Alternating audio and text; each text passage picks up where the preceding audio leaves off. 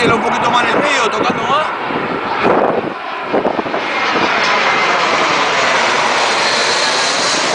Tenelo un poquito más. Dani, tenés que tener un poquito más de juego. Igual está bien.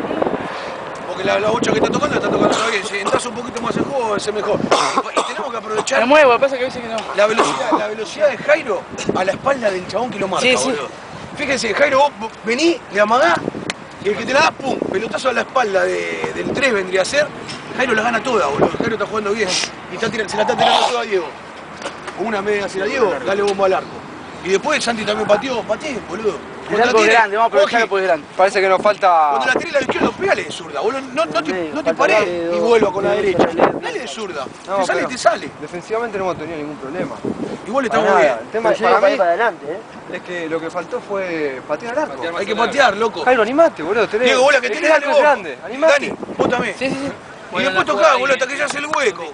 Sabemos, la tenemos, en algún momento un hueco se va a hacer, no hay apuro. Los primeros minutos estaban difíciles de avanzar, Sí, porque ellos marcaban bien. Ellos marcan en 3. Ellos se quedan los 3 defensores y los 3 del medio. Hacen 3 ellos. Son 2 líneas de 3. Y se quedan parados ahí. Ahí hay que pasar. Esa línea que hay que pasar. Una vez que pasamos esa línea ya está. Cuando vos recibís en el medio los 3, ellos quedan 2 y 1, o a veces quedan 2. Si vos recibís en el medio, no vengás para atrás, salís para el otro lado y van a quedar 3 contra 2. Porque ellos juegan de 3 en el medio. Lo que pasa es que a veces juega de prima porque no sé si tengo uno pegado, pero sí, pero tenés razón. Si vos recibís en el medio los dos, no tenés a nadie pegado. A nadie. Vas a salir solo para adelante. Fíjense, boludo. Boludo. Vos, Santi, cuando la tenés, o de este lado, cuando es cruzado, no cuando está más del lado derecho, porque vertical los pelotazos por ahí es más difícil.